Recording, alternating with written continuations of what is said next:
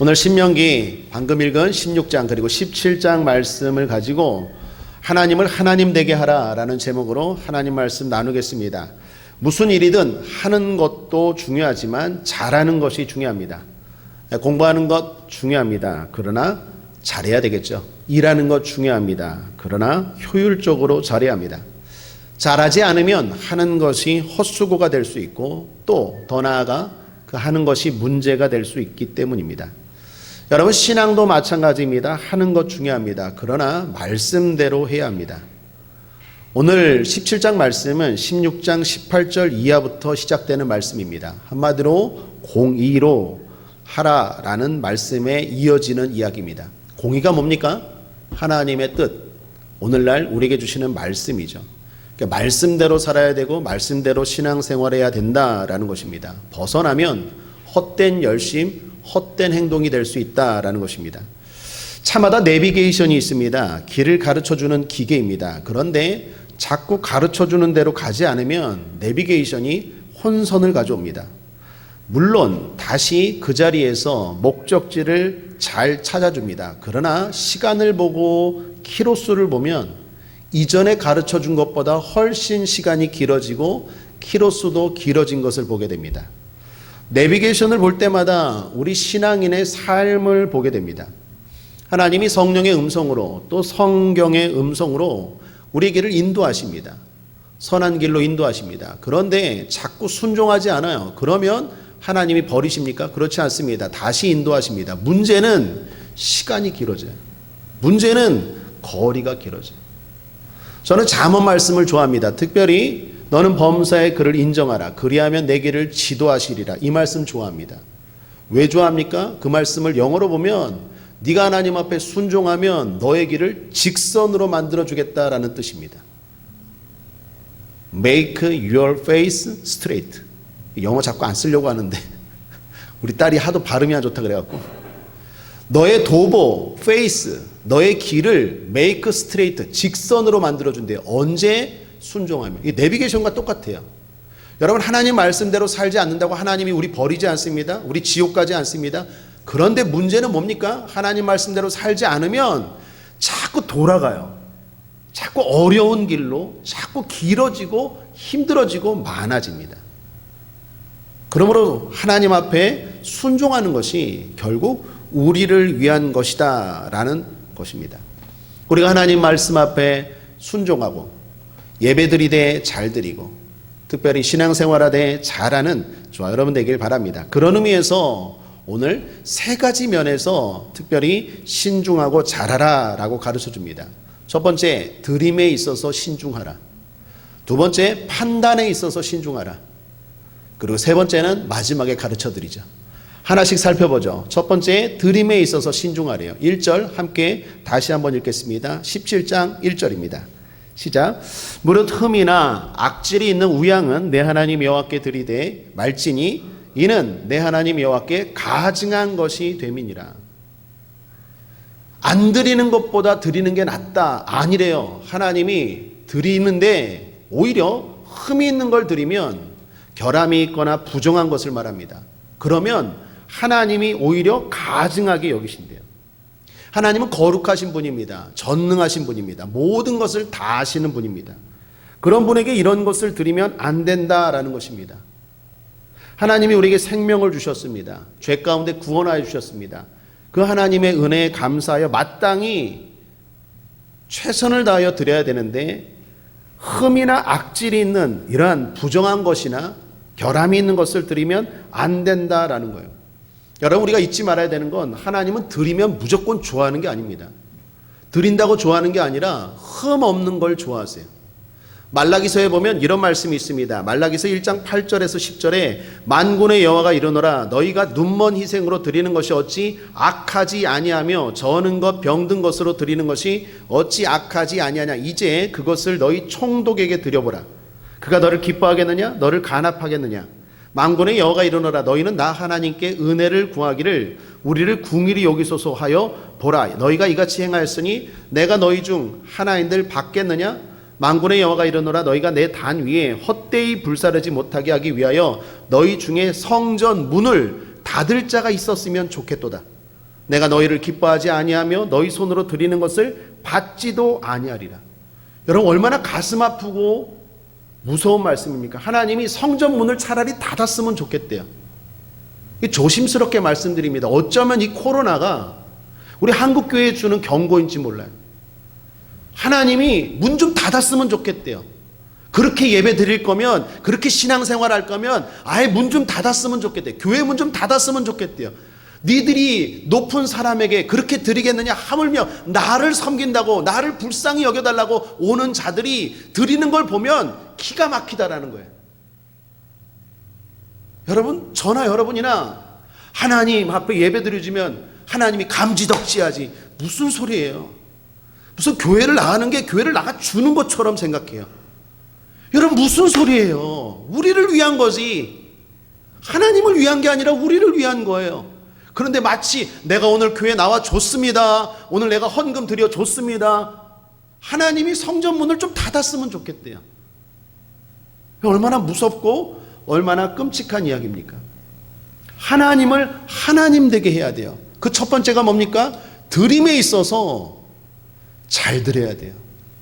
우리가 드리는 것이 흠이 있거나 우리가 드리는 것이 부정한 건지를 살펴봐야 됩니다. 그렇다면 오늘날 하나님이 받지 않으시는 흠이 있는 재물은 뭡니까? 잘못된 헌금이나 봉사를 말합니다. 하나님은 우리가 부정한 방법으로 얻은 소득을 바칠 때 받지 않으세요. 예를 들면 대표적인 게 도적질한 거겠죠. 여러분 남의 돈을 착취하거나 세금을 포탈하거나 정직하게 벌지 않은 것들, 그런 것들을 많이 드린다고 하나님이 기뻐하겠습니까? 하나님 기뻐하지 않으십니다. 또한 하나님이 남보다 많이 드린다고 해서 꼭 기뻐하지 않으십니다. 하나님은 받은 만큼 정직하게 드리는 걸 기뻐하세요. 내가 할 수 있는 그 자리에서 최선을 다하여 드리는 봉사, 내가 할 수 있는 그 자리에서 정직하게 드리는 예물, 그것을 하나님이 기뻐하세요. 사람은 모를 수 있지만 하나님은 아세요. 우리가 하나님 앞에 복 받으려고 신앙생활하는 줄 믿습니다. 그렇다면 하나님을 하나님답게 섬겨야 돼요. 그래야 복을 받을 수 있어요. 그렇게 물질이나 봉사를 드릴 때 하나님은 우리를 복 주실 줄 믿습니다. 한 구역장님이 계셨습니다. 어려운 중에도 열심히 신앙생활 하셨습니다. 남편분이 믿지 않으셨는데 신앙생활하는 걸 핍박하기까지 하셨습니다. 그럼에도 열심히 하셨습니다. 조그만 구멍가게를 하고 있었는데 잘 안 되었습니다. 그래서 아내 되는 집사님이 자격증을 따셨어요. 그리고 장애인과 어르신을 돌보는 일을 하셨습니다. 사례가 적어서 2개를 하셨습니다. 그럼에도 불구하고 열심히 예배 항상 빼먹지 않고 무엇보다도 맡겨진 구역을 성실하게 세워나갔어요. 그분이 최근에 추석 명절 때 연락이 오셨습니다. 그런데 참 기쁜 소식을 가져다 주었어요. 어떻게 지내세요? 했더니 일단 남편분이 변화되셨어요. 남편분이 변화되어서 교회 나간다는 소식은 알고 있었는데 안수 집사까지 되셨대요. 이사까지 하셨더라고요. 뭐 숭이동인가 어디에 막 재개발돼서 아파트 막 올라가는 데 있죠. 그쪽으로 큰 평수로 이사했대요. 어떻게 그렇게 잘 됐어요? 했더니 남편분이 가게를 접고 사업을 했는데 그 사업이 잘 되기 시작하는 거예요. 그래서 아파트도 좋은 데 갔대요. 딸이 2명 있었는데 2명 다 신실하게 공부도 열심히 하고 대학생활 잘한대요. 요즘 자격증 그거 따서 봉사합니까? 그랬더니 그거 지금도 봉사하는 마음으로 하고 지금도 구역장 사명 감당한대요. 그 집사님 제가 압니다. 정직한 분이세요. 하나님 앞에 정직하게 자기가 있는 상황에서 최선을 다하여 봉사하고 최선을 다하여 예물 드리고 최선을 다하여 예배 드릴 줄 아는 분이, 그런 분들은 결국 복을 받더라는 것입니다. 시편 112편 1절 2절에 할렐루야 여호와를 경외하며 그 계명을 크게 즐거워하는 자는 복이 있도다. 그 후손이 땅에서 강성하며 정직자의 후대가 복이 있으리로다. 우리 국제하모니교회 모든 성도들 많이가 중요한 게 아니라 정직하게 하십시오. 큰 게 아니라 최선을 다하십시오. 최고를 하나님이 원하는 게 아닙니다. 하나님이 최선을 다하는 예배를 기뻐하실 줄 믿습니다. 특별히 저녁 예배를 제가 볼 때마다 너무 흐뭇합니다. 왜 흐뭇할까요? 낮 예배보다 많이 나와서? 아니요, 낮 예배보다 훨씬 적죠. 그럼에도 불구하고 흐뭇한 게 뭔지 아십니까? 열심히 하잖아요. 열심히 키보드 치고 열심히 드럼 치고 열심히 자막 넘기고 열심히 찬양하고 뜨겁게 기도하고 하나님 기뻐하십니다. 큰 교회에 많은 사람들이 모여서 큰 세션을 가지고 화려하게 하는 걸 기뻐하는 게 아니라 내가 있는 그 자리에서 최선을 다하여 예배하고 봉사하고 예물 드리는 것 하나님 기뻐하십니다. 정직자가 됩시다. 그럴 때 하나님이 기뻐하십니다. 우리가 드림에 있어서 신중해야 될 줄 믿습니다. 두 번째, 판단에 있어서 신중하라라는 것입니다. 2절과 7절 그리고 8절과 13절 두 가지 이야기를 합니다. 이 두 가지가 다 판단과 관련된 일입니다. 우리가 진리는 매우 분명하고 확실한데 그것을 판단하는 데는 신중을 기해야 합니다. 오늘 본문에 한 가지 예를 제시하는데 어떤 사람이 우상 숭배를 했대요. 특히 1월 성신에게 절하고 빌었답니다. 1월 성신은 해와 달과 별들을 신으로 섬기는 가나안의 우상들입니다. 하나님 백성이 거기에 소원을 빌고 절했다는 것입니다. 당시 법으로는 극형에 처해야 됐어요. 그런데 극형에 처하기 전에 신중하래요. 4절을 보십시오. 혹이 그 일을 내게 고함으로 내가 듣거든 자세히 사실하여 볼지니, 자세히 사실하여 볼지니, 자세히 살피래요. 무엇을 판단하기 전에 신중하게 자세히 알아보고 판단하래요. 처형할 때도 증인들을 반드시 세우고 하라라고 말합니다. 사랑하는 여러분, 우리도 그렇습니다. 누군가에 대한 이야기를 들었습니다. 그 사람이 성도입니다. 또는 재직입니다. 또는 교회 목회자입니다. 또는 교회일 수도 있습니다. 그런 이야기를 듣고 누군가를 판단하게 됩니다. 그럴 때는 신중해야 돼요. 함부로 말하면 안 돼요. 속단하면 안 됩니다. 흔히 말하는 카더라에 속으면 안 돼요. 뭐뭐 카더라, 뭐뭐 카더라. 맞으면 맞고 안 맞으면 그만. 여러분, 어떻게 안 맞으면 그만입니까? 그 상대방은 대단한 아픔과 상처를 받는데. 누군가를 판단함에 있어서도 하나님의 백성들 신중해라라는 것입니다. 저는 60대가 되어서야 교회에 나온 분에 대한 이야기를 들었습니다. 그분이 처음에 간 교회는 20살 때 순복음교회였습니다. 말씀을 듣고 너무 은혜를 받았대요. 그런데 주변에서 누군가 말하는 거예요. 순복음교회는 이단이야. 순복음교회는 이단이야. 그 무슨 근거로?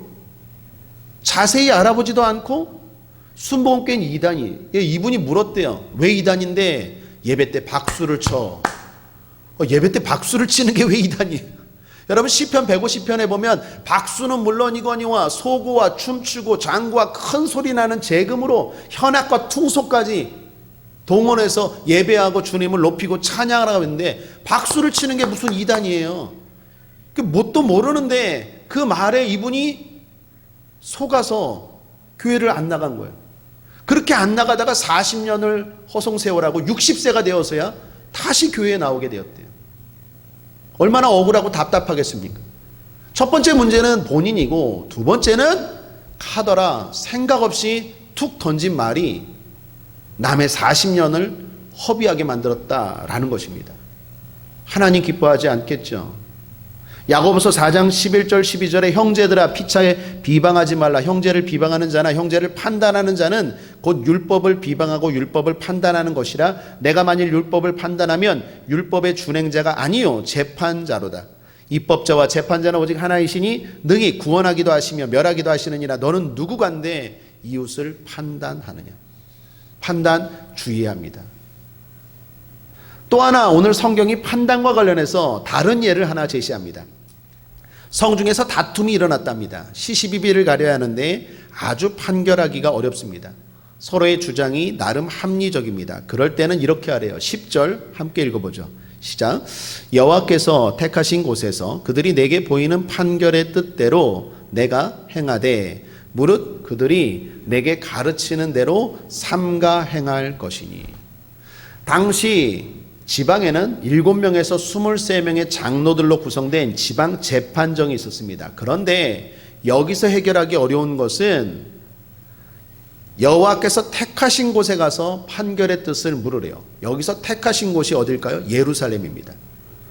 다시 말하면 하나님께, 하나님의 말씀을 잘 아는 사람에게 묻고 판단을 받고 행하라라는 것입니다. 여러분, 우리가 뭔가를 판단하고 결정해야 될 때 성경은 뭐라고 말합니까? 신중하라고 말해요. 자세히 알아보고 판단하고, 뿐만 아니라 내가 뭔가를 결정할 때 하나님의 말씀을 잘 알고 하나님의 뜻을 잘 아는 사람에게 힘들지만 번거롭지만 가서 물어보고 판단하고 결정하라라고 말합니다. 그것이 하나님의 사람들이 이 땅을 살아가는 모습인 줄 믿습니다. 우리가 행하는 모든 것들이 헛수고가 되지 않길 바랍니다. 하나님의 말씀 가운데 축복과 관련해서 이렇게 말하죠. 내 손이 수고한 대로 먹을 것이라. 열심히 한다고 중요한 게 아니라, 많이 한다고 중요한 게 아니라 핵심을 잡고 제대로 하는 게 중요합니다.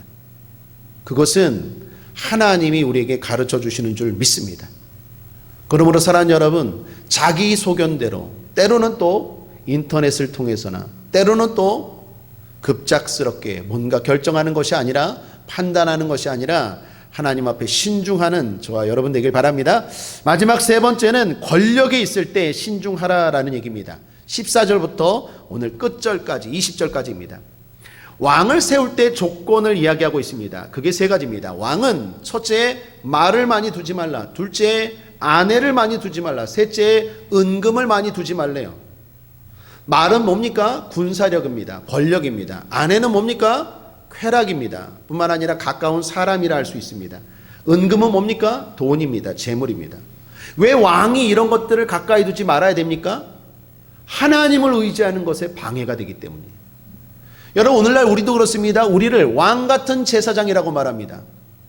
왕 같은 제사장인 우리가 의지해야 될 분이 누구입니까? 하나님이십니다. 원래 이스라엘은 왕이 없었습니다.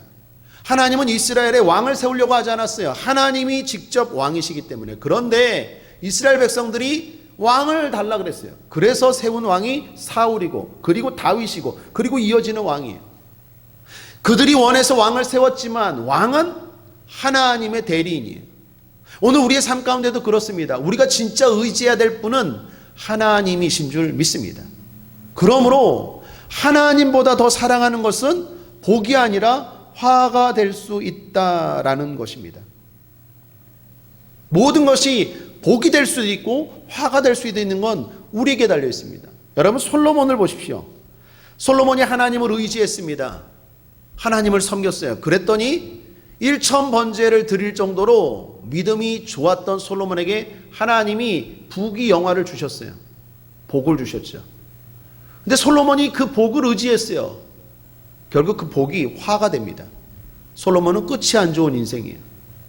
솔로몬은 끝이 망한 인생이고 하나님 앞에 버림받은 인생이에요. 솔로몬 너무 좋아하지 마십시오. 시작은 좋았지만 끝이 안 좋은 인생이 솔로몬이. 솔로몬이 왜 그랬습니까? 하나님보다 더 사랑했기 때문에 그래요. 여러분, 물질 자체가 복이 될 수도 있고 화가 될 수도 있어요. 언제 내가 하나님보다 더 사랑하는 순간 물질이, 권력이, 그 어떤 것도 화가 될 수 있다라는 것입니다. 그러므로 하나님만 의지하는 저 여러분 되길 바랍니다. 그러기 위해서 끝으로 권면합니다. 말씀을 가까이 두십시오. 오늘 19절입니다. 평생에 자기 옆에 두고 읽어서 하나님 여호와 경외하기를 배우며 이 율법의 모든 말과 이 규례를 지켜 행할 것이라. 당시 평민들은 말씀을 가까이 할 수 없었어요. 말씀을 가까이 할 수 있는 사람들은 왕이었어요. 등사본을 가지고 가까이 둘 수 있는 건 왕이었어요. 오늘날 우리도 마찬가지입니다. 왕 같은 제사장으로서 우리에게 말씀을 가까이 할 수 있는 것은 대단한 특권 중에 특권입니다. 사랑하는 여러분, 말씀을 가까이 하십시오. 말씀을 많이 읽으십시오. 말씀은 아무리 많이 읽어도 지나치지 않아요. 말씀을 생각하십시오. 말씀을 또 묵상하십시오. 말씀은 아무리 묵상하고 또 묵상해도 지나치지 않아요. 오늘 낮 예배 때 마태복음 족보 이야기했습니다. 오늘 설교 끝나고 어떤 분이 그 얘기를 하고 가더라고요. 목사님, 제가 신앙생활하면서 족보에 이런 의미가 담겨 있다라는 이야기를 오늘 처음 들었대요.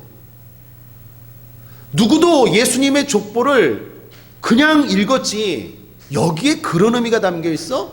다윗을 강조하는 족보야? 여자가 들어있다는 게 그런 의미야?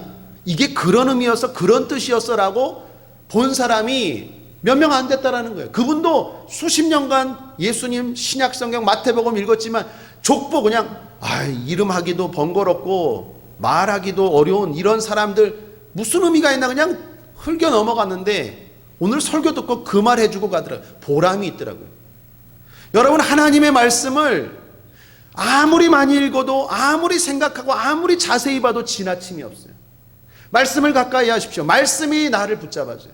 내가 말씀을 붙잡으면 어느 순간 말씀이 나를 붙잡아줘요.